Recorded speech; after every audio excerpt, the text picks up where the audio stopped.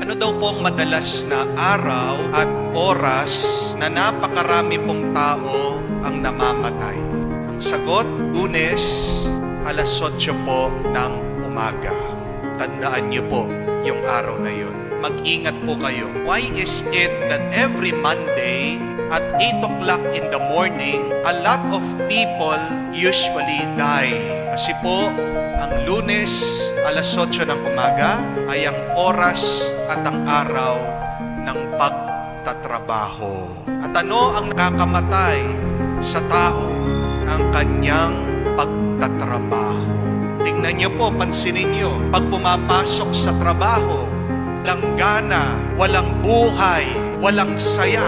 Makikita mo mga tao, pag sumasakay ng jeep, sumasakay ng bus, sumasakay ng MRT, tahimik, nakasimangot, nagwiwisit, para mga zombie, gumagalaw, pero talagang walang buhay. Hindi naman po ibig sabihin na pag gumalaw ay may buhay. Hindi po ba ganyan ang pagtatrabaho? Gumagalaw ka, kumikilos ka, pero hindi ibig sabihin buhay ka. Gumagalaw ang nagtatrabaho, pero pag hindi siya masaya sa kanyang ginagawa, hindi po buhay yun. Ang tanong, tayo ba ay nabubuhay para magtrabaho?